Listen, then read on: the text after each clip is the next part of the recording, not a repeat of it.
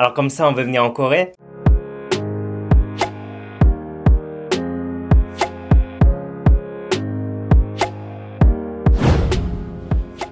Ah, je vous comprends. Aujourd'hui, je vais vous donner tous les conseils pratiques qui vous seront utiles pour organiser votre voyage sans stress. Les applis à télécharger avant de venir en Corée. Pour commencer, il faudra absolument télécharger KakaoTalk. Ça va être vital pour vous faire des contacts puisque tous les Coréens l'utilisent ici. C'est un peu comme WhatsApp, mais avec des fonctions beaucoup plus développées. Il y a plein d'émoticônes mignons et vous pouvez même envoyer des coupons cadeaux à vos amis. Ici, ils ne sont pas trop Messenger ou WhatsApp, juste Kakao. Et pour vous orienter dans le pays, je vous conseille Kakao Map. Ça marche beaucoup mieux que Google Maps et ça sera très pratique pour faire des itinéraires. Pour le métro, il faut utiliser Kakao Métro. C'est facile à utiliser, vous avez juste à choisir la station de départ et la station d'arrivée et l'application vous propose l'itinéraire le plus rapide. Et il vous dit même dans quel wagon monter pour ne pas perdre votre temps.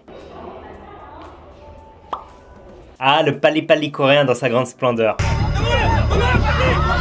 Pour ce qui est de la traduction, utilisez Papago plutôt que Google Translate, c'est plus exact dans la traduction. Et en plus, les Coréens l'utilisent. En Corée, on utilise des won, donc pour savoir combien d'euros font des won, il suffit juste d'utiliser l'application convertisseur de devises facile. Pour moi, je trouve que c'est la plus pratique. Une question qui revient le plus souvent, c'est quand partir en Corée? En Corée, comme en France, on a 4 saisons bien distinctes. Sauf que les hivers et les étés sont assez extrêmes ici. L'hiver peut être très rude et les températures vont jusqu'à moins 15 degrés parfois. Et l'été, il fait super chaud et humide, donc ça peut être assez insupportable la nuit, surtout lorsque vous dormez ou lorsque vous sortez, vous suez comme un porc au bout de 10 secondes. En plus, c'est la période de la mousson, donc parfois il peut pleuvoir jusqu'à un mois en entier. Je vous déconseille donc ces deux périodes, et pour moi la période idéale pour venir en Corée, c'est le printemps. Il commence à faire chaud sans que ce soit humide, et surtout c'est la période des fleurs de cerisier. Et là vous allez en prendre plein la vue. Vous allez voir des cerisiers fleurir un peu partout dans tout le pays, dans tous les quartiers. C'est un petit peu comme en France, lorsque le printemps arrive, les gens sont de bonne humeur et il y a une bonne ambiance. Et après il y a une autre option. C'est de venir l'automne. Les températures sont douces aussi, il ne fait ni trop chaud ni trop froid. Et si vous faites un peu de randonnée, vous allez voir des forêts colorées de feuilles oranges et rouges qui sont magnifiques. Combien de temps faut-il rester? Eh bien ça va dépendre de vous, de vos disponibilités, de votre budget, de si vous voulez faire d'autres villes à part Séoul ou si vous voulez juste rester à Séoul. Puis de toute façon, même si vous décidez de rester longtemps, il y a tellement de choses à faire à Séoul et en Corée que vous n'aurez jamais le temps de vous ennuyer. La première fois que j'étais venu en Corée en 2013, je suis resté 3 semaines seulement à Séoul. Et malgré ça, tous les jours j'ai réussi à trouver une activité à faire. Ou sinon, 2 semaines en général, c'est pas trop mal pour une première immersion en Corée. Ou prendre le billet d'avion. Pour cela, il faut se rendre sur le site de comparateurs. Il en existe beaucoup, donc je vous conseille d'en tester plusieurs pour trouver le moins cher. Il y a par exemple Skyscanner qui compare tous les vols de toutes les compagnies. Et ce qui est cool avec ce site, c'est qu'on peut aussi chercher les vols les moins chers par rapport à la période de l'année. Le prix des vols dépend des saisons, mais pour un vol aller-retour direct depuis la France, comptez environ entre 800 et 1100 euros selon la période. Les compagnies aériennes qui font le trajet direct sont Asiana Airlines, Air France ou Korean Air. Il n'y a pas vraiment de préférence, j'ai jamais eu de soucis avec les trois. Et après, si vous voulez payer moins cher, vous pouvez trouver des vols entre 500 et 700 euros, mais il faudra faire une escale. En Corée, il y a de nombreuses possibilités pour se loger selon votre budget. Le plus économique, c'est de partager un dortoir dans une auberge de jeunesse. Vous partagerez aussi les espaces communs comme la cuisine et la salle de bain avec d'autres voyageurs. Et les prix sont donc plutôt accessibles, entre 10 et 25 euros par nuit et par personne. Après, si vous voulez plus d'intimité, il y a aussi des guest houses qui proposent des chambres privées à partir de 25 euros la nuit. Pour réserver une chambre, vous pouvez aller sur hostelworld.com ou bien booking.com et vous trouverez sûrement votre bonheur là-bas. Les motels qu'on peut trouver un peu partout pour y passer une nuit voire même quelques heures sans réservation. C'est une simple chambre avec une salle de bain pour un budget de 25 à 75 euros selon le quartier et le jour de la semaine. Ça peut aller du motel vraiment dégueulasse jusqu'au motel à thème vraiment classe. Et il y en a même qui sont automatisés. Et selon les villes, il y a parfois des quartiers où tous les motels sont rassemblés au même endroit. Attention, les week-ends, le prix est beaucoup plus cher et ils sont très rapidement complets, surtout ceux qui sont proches des boîtes de nuit. Vient ensuite l'hôtel qui est un logement plus classe avec une literie plus confortable, mais du coup plus cher. Mais les gammes de prix peuvent être très larges aussi. Ça peut aller de l'hôtel 1 étoile à 35 euros la nuit jusqu'à l'hôtel 5 étoiles à 500 euros la nuit par exemple. Pour réserver, il y a booking.com, mais regardez également sur Agoda, qui est un site qui est pas mal utilisé en Corée du Sud. Et parfois pour le même hôtel, ça peut être moins cher pour un site ou pour l'autre. Si vous êtes plutôt appartement pour pouvoir cuisiner et être tranquille, il y a aussi l'option Airbnb qui marche très bien ici. Ce qui est cool, c'est qu'il y a un nombre incroyable de logements qui sont tous très variés. Vous pouvez aussi bien louer une chambre dans un hanok ou bien un appartement dans un building de 20 étages ou des cabanes dans la forêt ou même une caravane. Et le côté pratique en Corée, c'est qu'il n'y a même pas besoin de clé car la plupart des appartements sont verrouillés par des codes. Par contre, un petit bémol, c'est que les prix ont vachement augmenté récemment. Il est également possible de faire du camping en Corée. D'ailleurs, j'avais fait une vidéo consacrée à ce sujet. N'hésitez pas à la regarder ici si vous ne l'avez pas encore vue, si vous voulez avoir plus d'informations. Pour les séjours plus typiques, misez sur les hanoks. Ce sont des maisons traditionnelles qui ont été bien sûr rénovées pour pouvoir y vivre. Attention pour ceux qui n'ont pas l'habitude, si vous allez séjourner dans un hanok, vous allez devoir dormir par terre sur des matelas super fins. Comptez environ 60 € par nuit pour le hanok, pour avoir mal au dos. Vous pouvez en trouver sur Airbnb et si vous voulez un hanok vraiment stylé, vraiment classe, je vous conseille le site Stayfolio qui propose des hanoks stylés, vraiment des hanoks de luxe. Donc allez faire un tour et puis vous trouverez peut-être votre bonheur. Il y a aussi les temple stays qui sont des séjours dans les temples bouddhistes. Vous y ferez également des activités afin d'en découvrir un peu plus sur la culture traditionnelle coréenne ainsi que sur le bouddhisme. Pour 2 jours et 1 nuit tout compris, le prix est d'environ 57 €. Il y en a un peu partout en Corée. Il y a un autre type de logement qui est typiquement coréen, c'est le Koshiwon. C'est une sorte de studio aménagé de 4 à 7 mètres carrés, mais il y a tout dedans. Il y a même une salle de bain. Vous partagerez seulement la cuisine et vous aurez même du riz et du kimchi gratuit. Aussi une bonne solution pour du moyen terme puisque le loyer ne coûte qu'entre 200 et 350 € par mois sans caution. Donc si vous n'êtes pas trop claustrophobe et que ça vous intéresse, allez faire un petit tour sur la page koshipage.com. Et pour finir, si vous voulez une expérience des plus locales, vous pouvez passer la nuit dans un Jimjibang. Il s'agit des saunas coréens. Donc la spécificité, c'est qu'on peut dormir sur place après avoir pris son bain.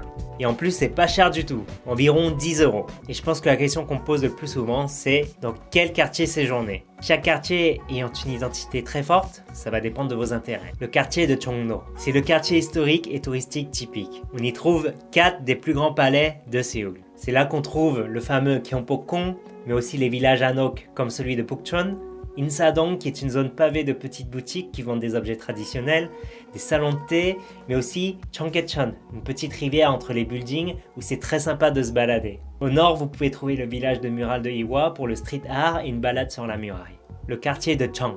Ici, c'est l'autre partie historique de la ville. On y trouve notamment Dongdaemun, le quartier de la mode, et le quartier de Myeongdong, une des zones principales du shopping. Il y a également le marché de Namdaemun et le parc de Namsan avec la fameuse tour de Namsan. C'est aussi ici que se trouve la grande gare de Séoul, le quartier de Mapo. Ici, c'est le quartier étudiant. On trouve plein d'universités comme Ewha, Sogang ou Hongdae. La partie la plus animée, c'est clairement Hongdae où vous trouverez tout pour vous divertir. Des danseurs et chanteurs dans les rues en train de performer, des boutiques, des cafés, plein de bars et plein de clubs. C'est l'un des pôles principaux pour faire la fête, mais plutôt pour les jeunes qui ont à peu près la vingtaine.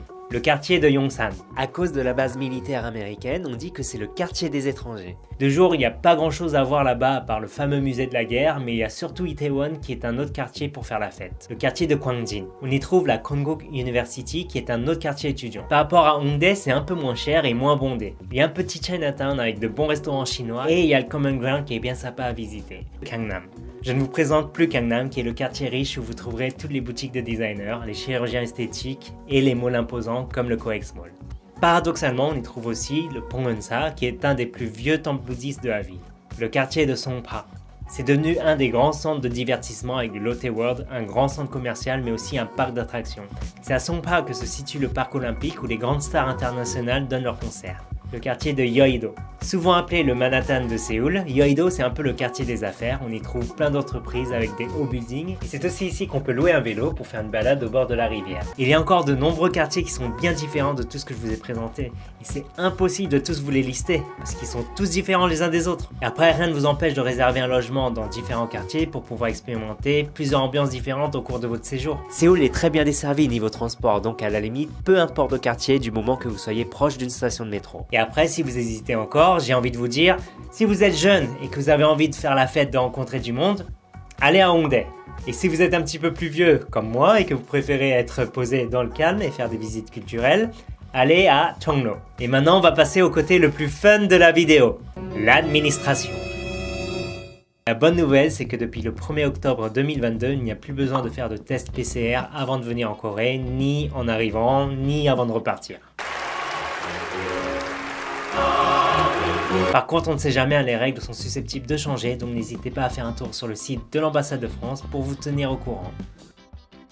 Cependant, il faudra quand même remplir le document Q-code avant votre départ sur le site en anglais. Vous avez juste à rentrer vos données, ça va générer un QR code à scanner à votre arrivée en Corée du Sud.